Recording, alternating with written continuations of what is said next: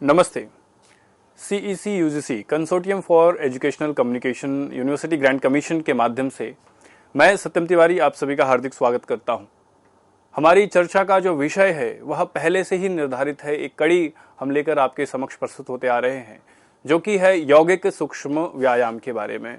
स्वामी धीरेन्द्र ब्रह्मचारी जी और उनके गुरु स्वामी कार्तिकेय जी महाराज के मुखारविंद से यह 48 सूक्ष्म व्यायामों का जो सेट है वह यौगिक सूक्ष्म व्यायाम नामक पुस्तक में प्राप्त होता है। इसकी परंपरा काफी प्रसिद्ध है, काफी प्रचलित है। उस क्रम में हमने 1 से लेकर 14 जो अभ्यास हैं, कोहनी शक्ति विकासक तक का अभ्यास हमने कर लिया था। आगे के अभ्यासों को आज हम इस सत्र से आगे ले चलेंगे। वैदिक प्रार्थना से हम इस सत्र को शुरुआत करते हैं।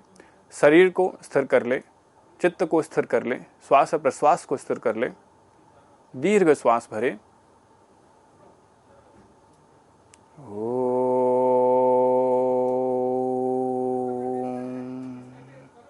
पूर्णमदः पूर्णमिदं पूर्णात् पूर्णमुदच्यते पूर्णस्य पूर्णमादाय पूर्णमेवावशिष्यते। ओम शांति शांति शांति। चलिए, तो पुराने जो हमारा एक क्रम रहा है उसी क्रम को हम आगे बढ़ाते हैं। आज का जो अभ्यास है उसका नंबर 15 है, 15 नंबर है, और अभ्यास का जो नाम है वह है भुजबली शक्ति विकासक। भुजबली शक्ति विकासक। नाम में भुजा शब्द है, तो भुजा का ही एक अंग है भुजबली।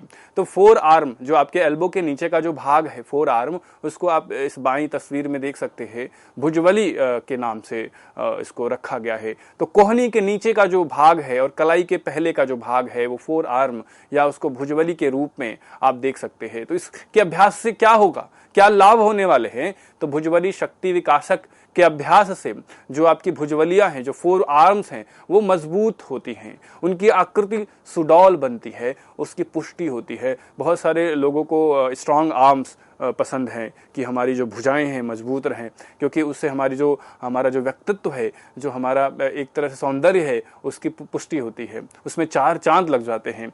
तो जो मजबूत भुजाएं हैं उसकी आपूर्ति बिना मजबूत भुजबलियों की नहीं हो सकती। तो भुजबली शक्ति विकासक, जिसके नाम में ही भुजा और भुजा की वली का प्रयोग है, उसके अभ्यास से उसकी पुष्टि होगी, वह मजबूत बनेगा, उसकी आकृति ठीक होगी, उसका जो भौंगापन है वो दूर होगा। तो भुजबली शक्ति विकासक का जो अभ्यास है उसके क्रम को हम यहाँ पर देखने का प्रयास करते हैं। स्थिति हर सूक्ष्म व्यायामों में आपको पता है कि शारीरिक स्थिति होती है, फिर कुछ क्रिया होती है, जैसे श्वास प्रश्वास का भी क्रम होता है, और शारीरिक मूवमेंट, बॉडीली मूवमेंट भी होता है। तो शारीरिक स्थिति जो है वह सम स्थिति रहने वाली है। आपके दोनों पैर, हाथ जो है वो आपस में मिल गए हैं। तो इसके बहुत सारे क्रम हैं। क्रिया 1 जो है उसमें क्या होगा, दाहिने हाथ को शरीर के बगल से ऊपर की ओर सीधा उठाना है। ध्यान रखना है कि हाथ सर से ऊपर न जाए और नीचे लाते समय वह आपके जंघा से स्पर्श न करें। उसी प्रकार से जो क्रिया ख है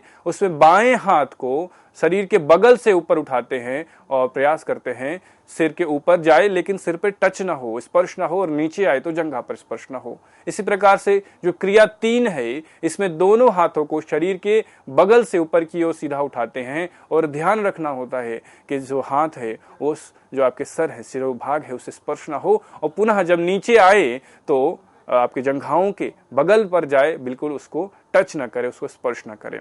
तो इसको देखकर आप कुछ अंदाजा लगा सकते हैं, कुछ मन में उसका अनुमान कर सकते हैं। तस्वीर को देखकर कुछ क्लियरिटी आपको आ गई होगी। जो क्लियरिटी आपको मिलेगी वह आगे जब हम इसका चलचित्र माध्यम से निरूपण देखेंगे तो आपको मिलेगी। तो ये आपके सामने प्रस्तुत है। दोनों हाथों को मिला लिया, दोनों पैरों को मिला लिया, और दाएं हाथ को बगल से ऊपर उठा रहे हैं, कान तक ले जा रहे हैं, लेकिन बिल्कुल उसको टच नहीं करना, उसको स्पर्श नहीं करना है सिर से। और जब नीचे ले आ रहे हैं तो जंघाओं से भी स्पर्श नहीं करना है। श्वास भरते हुए चाहे तो ऊपर ले जाएं और श्वास छोड़ते हुए नीचे ले आएं। शुरू में अभ्यास धीरे धीरे किया है, बाद में तीव्रता के साथ कर सकते हैं। शुरू में अभ्यास धीरे धीरे किया है। इसी प्रकार से बाएं हाथ से भी करना है। बाएं हाथ को बगल से ऊपर उठाना है, सिर के बगल में ले जाना है, श्वास छोड़ते हुए नीचे ले आना है। तो श्वास भरा, हाथ ऊपर, श्वास छोड़ा नीचे। इस प्रकार से एक रिदम में शुरुआत में धीरे धीरे किया, धीरे धीरे जैसे आपकी गति ठीक हो गई, आपका शरीर स्थिर हो गया, तो हाथ को आप तीव्रता के साथ भी कर सकते हैं। इस प्रकार से दोनों हाथों से श्वास भरते हुए दोनों हाथों को शरीर के बगल से ऊपर ले गए, कान के बगल में ले आया और श्वास छोड़ते हुए नीचे ले आया। इस प्रकार से 5 से 10 बार, या चाहे तो लगातार 2 से 3 मिनट तक भी इसका अभ्यास कर सकते हैं। बहुत ही साधारण अभ्यास है, लेकिन अद्भुत अभ्यास है। आपकी पूरी भुजाओं की आकृति को यह पुष्ट करेगा। इस प्रकार से जब अभ्यास हो जाए तो दोनों पैरों में थोड़ा सा गैप दे दें, दोनों हाथों को आराम से रख दें, आंखों को बंद कर लें, क्योंकि हमें शिथिलीकरण का अभ्यास करना होता है। कोई भी जब अभ्यास करते हैं तो उससे बहुत सारे परिवर्तन आते हैं। कोई भी आप शारीरिक या मानसिक या श्वास प्रश्वास का अभ्यास करते हैं, और यौगिक सूक्ष्म व्यायाम में तो गति है। यौगिक सूक्ष्म व्यायाम आर डायनेमिक प्रैक्टिसेस, है ना, इसमें गति है। आपका जो बॉडी का रेंज ऑफ मोशन है, आप हर एक संधि को देखोगे ना तो उसकी एक रेंज है। जैसे ये कब्जा संधि है आपकी, हिंज ज्वाइंट है एल्बो की, तो इसका एक रेंज है कि यहाँ से यहाँ तक जा सकता है। अब ये इधर उधर नहीं जाएगा, ये इधर उधर की जो गति है वो आपके कंधे से हो रही है। इस ज्वाइंट में एक ही प्रकार की हिंज, फ्लेक्शन, एक्सटेंशन, ये 2 प्रकार की गति हो सकती है। तो इसी प्रकार से बॉडी के जितने भी ज्वाइंट हैं, आपके शरीर में जितनी भी संधियां हैं, जोड़ है। संधि क्या होता है? जहां पर 2 या 2 से ज्यादा हड्डियां मिलती हैं, वहां पर टेंडन्स, लिगामेंट्स, स्नायु और भी बहुत सारी चीजें, मसल्स वहां पर मिलती हैं और एक गठबंधन बनता है। ये शरीर के जोड़ अत्यंत महत्वपूर्ण है। और आजकल के समय में, आधुनिक समय में, जिसमें खान पान ठीक नहीं है, आपका वातावरण ठीक नहीं है, आपका रहन सहन, दिनचर्या ठीक नहीं है, आप चिंता तनाव से ग्रसित हैं, आपके शरीर में कैल्शियम की मात्रा की कमी हो रही है, तो उस समय पर सबसे ज्यादा समस्या जो आ रही है वो आपके इन्हीं ज्वाइंट्स पर आ रही है। आजकल बच्चों को भी, या जो युवावस्था में लोग हैं, उनको भी ये घुटनों के, कंधों के या एल्बो ज्वाइंट के पेन होने लग रहे हैं। पहले बस बुढ़ापे में ये सब देखा जाता था, लेकिन ज्वाइंट की जो हेल्थ है वो डिटेरियोरेट हो रही है, क्योंकि हम उन सभी ज्वाइंट्स को, क्योंकि ज्वाइंट्स किस लिए बने? मूवमेंट के लिए बने हैं ना। ज्वाइंट्स बने क्यों हैं? 2 से ज्यादा हड्डियां आपस में मिल क्यों रही हैं? इसलिए मिल रही हैं कि उन पर कोई गति हो सके, उन पर कोई मूवमेंट हो सके। तो ज्वाइंट्स का वैसे तो बहुत सारा कार्य है, लेकिन एक कार्य मूवमेंट भी है। और जब आप अपने शरीर के ज्वाइंट्स को, संधियों को गति नहीं दे रहे हैं, सीडेंट्री लाइफस्टाइल है, हम बैठे रहते हैं, हमने रिमोट से सारा कार्य करना सीख लिया है, सारी चीजें ऑटोमेटिक हो गई हैं, तो जो बॉडी के ज्वाइंट्स हैं उनका जो रेंज ऑफ मोशन है, जितनी प्रकार की गति हो सकती है, वो गति हम करते ही नहीं हैं। हम कितनी बार दिन में पीछे झुकते? नहीं झुकते। तो इस प्रकार से जो स्पाइन की बैकवर्ड मूवमेंट है, या जो आपके शोल्डर ज्वाइंट की, जो आपके एल्बो ज्वाइंट की मूवमेंट है, वो रेस्ट्रिक्ट होने लगती है, उसमें कमी आने लगती है, और बाद में वही स्टिफनेस हो जाएगा, मसल वेस्टिंग हो जाएगा। ये सारे मेडिकल टर्मिनोलॉजीज हैं, योग चिकित्सकीय निर्देशों में इसके प्रयोग अनुप्रयोग किए जाते हैं। लेकिन आपको ये सारी चीजें जाननी होंगी यदि आप समझना चाहते हैं कि किस प्रकार से यौगिक सूक्ष्म व्यायाम व्यक्ति को लाभ पहुंचाता है, उसके मस्कुलो स्केलेटल सिस्टम को स्वस्थ बनाता है।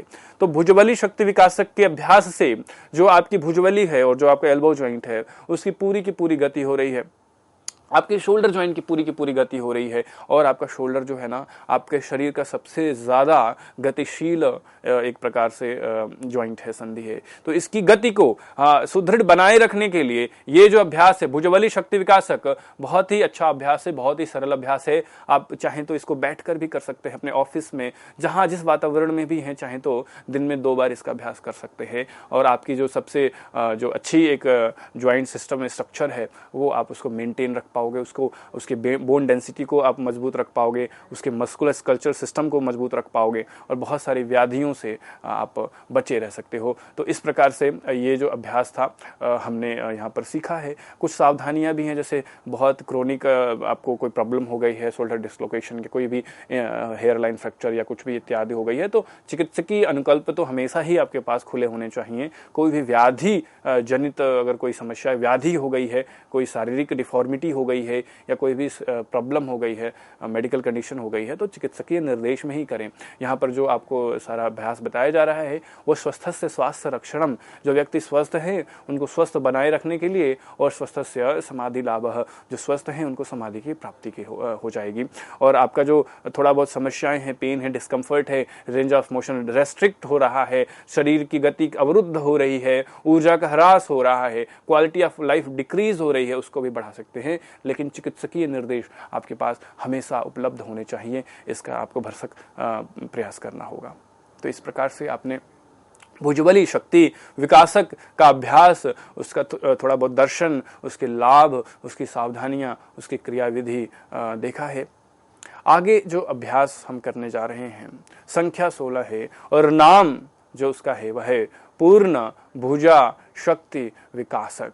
भुजबली जिसमें भुजा जुड़ा था, भुजा की वलियों के लिए है यह पूर्ण भुजा, आपके संपूर्ण भुजा वाले भाग, पूरे संपूर्ण आर्म के लिए, आर्म फॉर आर्म, आपके कार्पल टार्सस, जो पूरा का पूरा हाथ है ना, यहाँ पे ह्यूमेरस बोन से चालू हो रहा है। उसके पहले भी आपके जो साइनोवियल ज्वाइंट है, आपको ग्न्यून और हेमोरल साइनोवियल जो ज्वाइंट है वहां से शुरू हो रहा है और बिल्कुल आपके टिप ऑफ द फिंगर्स तक जा रहा है। पूरा आपका ये जो हाथ है पूर्ण भुजा शक्ति विकासक, पूरी भुजाओं की शक्ति के, संपूर्ण भुजा की शक्ति के विकासक के लिए। शक्ति क्या है? शक्ति मैंने पहले ही बताया ना, शक्ति के वैसे बहुत सारे आयाम। स्ट्रेंथ सबसे पहले जो हम समझते हैं, ताकत। शक्ति को क्या समझते हैं? ताकत। वो कितना ताकतवर है। ताकत कैसे आप देखोगे, कितना बल लगा सकता है ना। तो किसी व्यक्ति की भुजाओं में बहुत बल होता है और किसी की भुजाएं बलहीन होती हैं। उसी प्रकार से शक्ति के बहुत सारे अर्थ हो सकते हैं। एक तो बल हो गया, ताकत, बल जो दो पर्यायवाची हो गए, कितना वो फोर्स लगा सकता है। दूसरा, उसमें कितनी फ्लेक्सिबिलिटी है, कितनी मोबिलिटी है, कितना फास्ट है वो। उसके बाद और भी उसका इंड्योरेंस कितना है, उसका स्टैमिना कितना है, वो थकता तो नहीं है ना। ताकत बहुत है लेकिन थक जाता है। तो बहुत सारे आयाम है शक्ति के। उसका आकृति कैसा है, उसका बिल्ट कैसा है, उसकी बनावट कैसी, संरचना कैसी है, देखने में वो ठीक लग रहा है कि नहीं लग रहा है। तो आपके संपूर्ण भुजा, बस दोनों भुजाओं के लिए, अपर एक्सट्रीमिटीज के लिए, उनकी शक्ति, उनकी आकृति, उनकी flexibility, endurance, muscular power, muscular जो उनका मसल्स का जो स्ट्रक्चर है उसको मजबूत बनाने के लिए, उसके शक्ति के विकास के लिए, डेवलपमेंट के लिए, ग्रोथ के लिए, रिहैबिलिटेशन के लिए, मैनेजमेंट के लिए, यह अभ्यास नाम से ही हमने समझा। नाम क्या था? पूर्ण भुजा शक्ति विकासक। तो लाभ क्या होगा? आपकी जो भुजाएं हैं वो स्वस्थ बनेंगी, सुडौल बनेंगी, पुष्ट एवं मजबूत बनेंगी। और आज के समय में आप हम सभी कंप्यूटर, मोबाइल फोन से काफ़ी आदी होते जा रहे हैं। उनकी आवश्यकता भी है और उन आवश्यकताओं के इर्द गिर्द हमारा जो एक दिनचर्या बन गया है कि हम काफ़ी घंटे मोबाइल पर कुछ न कुछ करते रहते हैं। हाथों का विपरीत क्रम में प्रयोग करते हैं, जिसके लिए हमारे हाथ बने नहीं थे।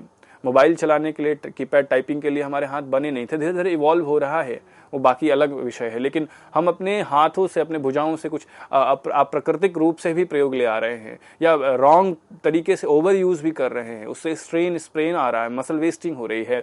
तो यह जो अभ्यास है आपका पूर्ण भुजा शक्ति विकासक, इन सभी समस्याओं को के निदान में आपको महत्वपूर्ण आपको सहायता देगा। और इसका अभ्यास अगर आप करते रहोगे तो ये सारी समस्याएं आपको होंगी ही नहीं होंगी। जो कि हम कहते हैं prevention is better than cure. और योग में तो हम कहते हैं prevention is the only cure. हेयम दुखम अनागतम। जो समस्या नहीं आई है ना, आप उसी को स्वस्थ कर, उसी को रोक सकते हो। जो आ गया है वो तो कुछ स्तर पर आपको रोग कर गया है, उसका रिहेबिलिटेशन ही कर पाओगे। उसका क्योर ढूंढना बहुत ही एक कठिन दुष्कर कार्य हो जाता है। तो लाभ आपने पूर्ण भुजा शक्ति विकासक का देख लिया है। इसका जो क्रम है उसके बहुत सारे चरण है, क ख ग घ, इस प्रकार से बहुत सारे इसके क्रियाएं हैं। तो एक बार आप चित्र के रूप में उसको देख लीजिए, उसके बाद चलचित्र के रूप से उसको देखेंगे। तो कैसे करना है? वायु को नासिका रंध्रों से अंदर भरकर श्वास को रोक लेना है, तो बाह्य कुंभक का अभ्यास।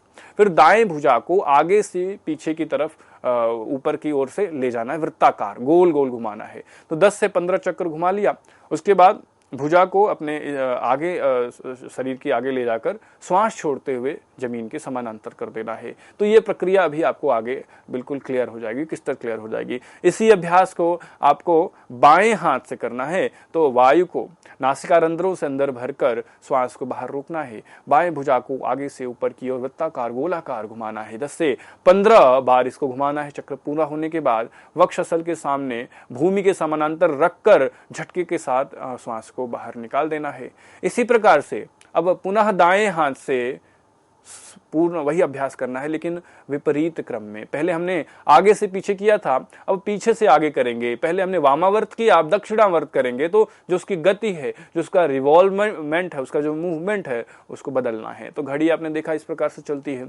तो एक बार तो ऐसे घुमा लेना है, फिर ऐसे घुमा लेना है। तो एंटी क्लॉकवाइज और क्लॉकवाइज। तो इसी प्रकार से दाएं हाथ से किया, फिर बाएं हाथ से किया, फिर दाएं हाथ से उल्टा किया, फिर बाएं हाथ से उल्टा किया। फिर आगे आप देखोगे दोनों हाथों से आप क्रिया जो घ है उसमें देखोगे दोनों हाथों से इसका अभ्यास करना है। तो क्रिया वही रहेगी, वायु को नासिकारंध्रों से अंदर भरकर श्वास को रोक लें और बाएं भुजा और दाएं भुजा इन दोनों को वृत्ताकार घुमाना है 10 से 15 बार। उसी प्रकार से दोनों हाथों को विपरीत क्रम में क्लॉकवाइज इसको घुमाना है। तो यह जो पूरी प्रक्रिया है आप इसको इस चलचित्र के माध्यम से देख सकते हैं। दोनों पैरों को मिला लिया, दोनों हाथ मिला लिया, अब दाएं हाथ से मुट्ठी बनाया, शरीर के बगल में ले गए, श्वास भरा और रोक दिया।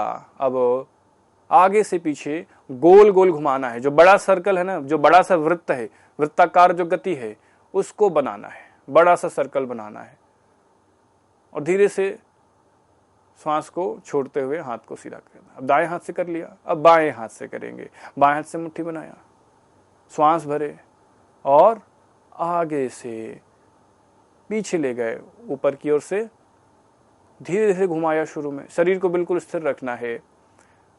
5 से 10 बार या 15 बार जितना तेज घुमा सके तेज घुमाएं, फिर श्वास को बाहर छोड़ दे झटके के साथ। अब पुनः दाएं हाथ से अभ्यास करेंगे, लेकिन गति उल्टी होगी। पहले आगे से पीछे गए थे, अब पीछे से आगे आएंगे ना, अब पीछे से आगे आएंगे। एंटी क्लॉकवाइज गति हो रही है, कंधों का जो गति है वो एंटी क्लॉकवाइज हो रही है, जिससे कि पूरित हो जाएगा, जो अभ्यास है वो बैलेंस हो जाएगा। फिर श्वास को छोड़ते हुए हाथ को सीधा कर दिया। अब यही अभ्यास बाएं हाथ से करेंगे। श्वास भरे और गति हमने प्रारंभ कर दिया, पीछे से आगे अपने घड़ी की सुई की दिशा में उस प्रकार से किया, फिर श्वास छोड़ते हुए हाथ को सीधा कर दिया। अब यही अभ्यास दोनों हाथों से होना है। दोनों हाथों की मुट्ठियां बना ली, श्वास भरा, कुंभक किया, अंतः कुंभक किया और श्वास को रोकते हुए आगे से पीछे की ओर दोनों हाथों को घुमाएंगे। प्रयास करेंगे कि आपकी कोहनियां ना मुड़ें। अभ्यास जितना हो जाए 10 से 15 बार, उसके बाद श्वास को बाहर छोड़ दे। फिर यही अभ्यास पुनः अपनाएंगे, लेकिन विपरीत क्रम में, पीछे से आगे की ओर।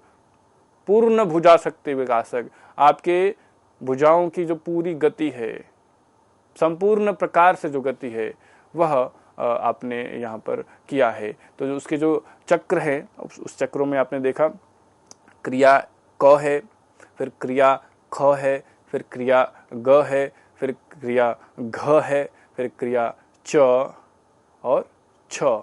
इस प्रकार से आपको इतनी प्रकार की क्रियाएं मिलती हैं। दाएं हाथ से, बाएं हाथ से, दाएं हाथ से क्लॉकवाइज, बाएं हाथ से क्लॉकवाइज, दाएं हाथ से एंटी क्लॉकवाइज, बाएं हाथ से एंटी क्लॉकवाइज, फिर दोनों हाथों से क्लॉकवाइज, फिर दोनों हाथों से एंटी क्लॉकवाइज। तो ये सारा जो सेट बना, एक समुच्चय बना है, उस सबको हम मिलाकर जो अभ्यास कहते हैं वह है पूर्ण भुजा शक्ति विकासक। लाभ आपको पता है कि आपके कंधों को भी पुश करेगा, ब्लड सर्कुलेशन बढ़ाएगा, ऑक्सीजनेशन बढ़ाएगा और उसकी जो समस्या है लिम्फेटिक ड्रेनेज की जो प्रॉब्लम है उसको भी ये समाप्त करने की ओर आपको अग्रसर करेगा।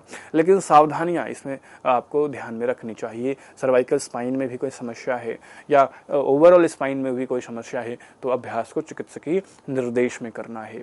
या और भी कोई एल्बो की टेनिस एल्बो या और भी कोई समस्या है या मेटाकार्पल सिंड्रोम इत्यादि भी है, कोई भी मायोपैथी है या कोई भी बोन डिफॉर्मिटी है और कोई या तो आपको चक्कर आने की समस्या है तो भी आप खड़े होकर इसका अभ्यास नहीं कर पाओगे। या हाइपरटेंशन है तो ब्रेथ आप होल्ड नहीं कर सकते। आपको हाइपरटेंशन मतलब उच्च रक्तचाप, आपका जो रक्तचाप है वह 120 और जो 80 का जो एक नॉर्मल रेशो है उससे ऊपर रहता है तो आपको श्वास रोकने का एक तरह से गाइडेंस नहीं है ना, उसमें श्वास नहीं रोकते हैं तो भी आप अभ्यास कर सकते हो, लेकिन श्वास को ना रोकें।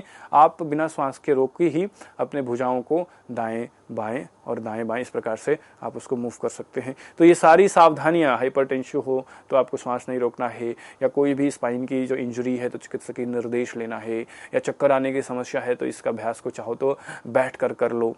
तो इस प्रकार की जितनी सावधानियां हैं उसका ध्यान रखते रहें और इसका अभ्यास रोज करें। 2 बार सुबह, एक बार सुबह कर लें, एक बार शाम कर लें। 10 से 15 बार ये जो चक्र है उसको दें, क्योंकि ये कंधे हैं, कंधों की जितनी गति आप करोगे अच्छे प्रकार से, गलत गति करोगे तो वियर एंड टियर भी हो जाएगा, उससे और समस्याएं हो जाएंगे। लेकिन जो हेल्दी मूवमेंट है वह मूवमेंट आपको करना चाहिए। पूर्ण भुजा शक्ति विकासक enables you to move your shoulder joint and your entire arm in such a direction that you can maintain its proper health, it's healthy condition. तो इस प्रकार से आपने पूर्ण भुजा शक्ति विकासक का अभ्यास देखा है, उसके लाभ देखे हैं, उसके अनुप्रयोग देखे हैं, उसमें सावधानियां देखी हैं, उसमें क्या क्या परिवर्तन आप कर सकते हैं। तो इसका अभ्यास आपको बिल्कुल आश्चर्यचकित कर देगा। आपके शरीर में, आपके भुजाओं में एक नई ऊर्जा आपको देखने को मिलेगी, एक नई क्षमता देखने को मिलेगी, उसमें एक चमक, एक ग्लो आपको देखने को मिलेगा। अगला जो अभ्यास है यौगिक सूक्ष्म व्यायाम का नंबर 17 है उसका, और जो नाम है मणिबंध शक्ति विकासक। क्या नाम है? मणिबंध शक्ति विकासक। मणिबंध शब्द को ही हम समझते हैं किस प्रकार से? कलाई के रूप से। तो आपके समक्ष प्रस्तुत है ना, वोलर जो पार्ट है, जो पाम फेसिंग है, और डॉर्सल जो रिस्ट है। तो जिस प्रकार से आप इसको देख सकते हैं, जो आपकी कलाई है ना, वो आपकी हथेली को आपके फोरआर्म से जोड़ती है, और ये काफी महत्वपूर्ण एक तरह से संधि बन जाती है। इसमें बहुत छोटी छोटी शॉर्ट बोन्स हैं, है ना, शॉर्ट बोन्स हैं, तो बहुत ज्यादा इसमें गति है, विभिन्न प्रकार की गति, इसका रेंज ऑफ मोशन काफी डिफरेंट है। तो मणिबंध शक्ति विकासक का अभ्यास क्यों करना है? मणिबंध शक्ति का अभ्यास जो करना है वो कलाई की समस्याओं से निवृत्त होने के लिए करना है। तो इसका अभ्यास आपको कलाई की समस्याओं में लाभ प्रदान करेगा। लेकिन कोई भी प्रॉब्लम है, कार्पल टनल, एमटीसीपी और भी कोई प्रॉब्लम है, सैडल जॉइंट पे कोई प्रॉब्लम है, तो इसका जो अनुप्रयोग है वो चिकित्सकीय निर्देश में करेंगे। क्योंकि आपको पता है कि आपकी एक एक जो फिंगर्स है ना, उसका एवोल्यूशन विभिन्न प्रकार से हुआ है। अगर मानव है तो उसके बहुत सारे गुण है उसमें। एक तो बोलने की शक्ति है, सोचने की शक्ति है। एक गुण यह भी है कि आपके जो हाथ हैं उसकी बनावट बहुत ही अलग है। आप ग्रिप कर सकते हो, आप कोई भी चीज पकड़ सकते हो। आपके अंदर शिल्प कला है, आपके अंदर पेंट करने की एक तरह से मेधा है। वो हम सभी मनुष्यों ने इसको डेवलप किया है। और जो हमारे हाथों की गति है वह बहुत ही स्पेशलाइज्ड है। उसमें मस्तिष्क के बहुत जो उच्च केंद्र हैं, जो कॉर्टेक्स इत्यादि है, जो नियो कॉर्टेक्स इत्यादि है, और मोटर लर्निंग इससे जुड़ा हुआ है। तो हाथों की गति बहुत साधारण नहीं है। ऐसा नहीं है कि बस हमने हाथों को हिलाना सीख लिया है, मूव करना सीख लिया है, पेंटिंग सीख ली है। इसमें बहुत ट्रेनिंग लगा है। आप सोचो, आपने राइटिंग करने के लिए कितने साल अभ्यास किया था, एक विशेष प्रकार से लिखने के लिए, एक लिपि सीखने के लिए कितने वर्षों तक अभ्यास किया था। तो ये जो मोटर लर्निंग है, जो ट्रेनिंग है, वो बहुत ही स्पेशलाइज्ड है, बहुत ही इंडिविजुअलाइज्ड है। तो ये सभी जो अभ्यास आप सूक्ष्म व्यायामों के अंतर्गत देख रहे हो ना, तो ये बहुत ही लाभदायक अभ्यास हैं। देखने में बड़े सरल हैं, करने में बड़े सरल हैं, बहुत लाभदायक आपको प्रतीत होंगे। लेकिन आप अगर इनका अभ्यास 1-2 दिन करके छोड़ दोगे तो आपको इसका संपूर्ण जो लाभ है वो मिलेगा नहीं। तो निरंतर इसका अभ्यास करते रहिए। तो इस कड़ी में जो हम मणिबंध शक्ति विकासक का अभ्यास सीख रहे हैं, उसमें कलाई का बहुत ही महत्वपूर्ण योगदान है। और कलाई की समस्याओं से जो पीड़ित हैं उनको पता है कि कितना दर्द, कितना पीड़ा, कितना कष्ट का अनुभव होता है। तो इसका जो अभ्यास है, लाभ हमने देख लिया है, सावधानी भी आगे हम चर्चा कर लेंगे। इसकी जो क्रिया विधि है उसकी ओर हम चलते हैं। स्थिति क्या है? सम स्थिति में खड़े होना है। हमें पता है ना, सम स्थिति, दोनों पैरों को, दोनों हाथों को मिलाकर खड़े हो जाते हैं। फिर दोनों भुजाओं को वक्षस्थल के सामने भूमि के समानांतर कंधों जितनी चौड़ाई पर फैला देना है। और क्रिया ढीली मुट्ठी बांधकर कलाई को बल के साथ ऊपर तथा नीचे गति करना है। आरंभिक अभ्यास है 5 से 10 बार, इस चलचित्र में देखोगे। और इसी अभ्यास को आपको अपने कंधों को मोड़ते हुए इसका अभ्यास करना है। तो ये आप इसको देख सकते हो। मुट्ठी बना लिया, दोनों भुजाओं को समानांतर पृथ्वी के और कंधों के बराबर ले आए, और ऊपर और नीचे गति कर रहे हैं हम अपनी कलाई से, अपने मणिबंध से। आप देखोगे ना, जब कलाई को, कार्पल्स को, छोटी छोटी उसमें बोन्स हैं, रिस्ट बोन्स है, उसी को हमने योग की भाषा में मणि बोल दिया, संस्कृत की भाषा में मणि, क्योंकि वो मणि जैसे ही हैं, छोटे पत्थर जैसे ही हैं, शॉर्ट बोन्स हैं। तो मणिबंध, बंध क्यों है? क्योंकि वो ज्वाइंट है। तो जहां पर मणियां बंधित हैं वही मणिबंध है। तो इसका अभ्यास 2 प्रकार से किया, क्रिया ख, क्रिया क। तो एक समानांतर किया और एक एल्बोस को मोड़ कर किया है। तो इस प्रकार से जब अभ्यास हो जाए तो आप अपने शरीर को विराम दे सकते हैं, दीर्घ शोषण कर सकते हैं। तो आपने देखा मणिबंध शक्ति का विकासक का अभ्यास किस प्रकार से होता है। तो कोई भी कलाई में सर्जरी वगैरह हुआ है, कोई फ्रैक्चर हुआ है बहुत पहले, या पेन रहता है, या कोई रेडिकुलोमायोपैथी है, या नर्व कंप्रेशन हो गया है, या मेटाकार्पल जो सिंड्रोम्स बहुत सारे हैं, वो कोई समस्या है, तो ये अभ्यास आप चिकित्सकीय निर्देश में करेंगे। सामान्य रूप से इसका अभ्यास कर सकते हैं। तो आशा है ये सारे अभ्यास आप सीख रहे हैं, बस सीख ही नहीं रहे हैं, इसका अभ्यास कर भी रहे हैं, निरंतर अभ्यास कर रहे हैं और अपने प्रश्नों को हमारे पास पहुंचाने का आप चाहें तो कष्ट कर सकते हैं। इसी प्रकार से जुड़े रहें। नमस्कार, हरिओम।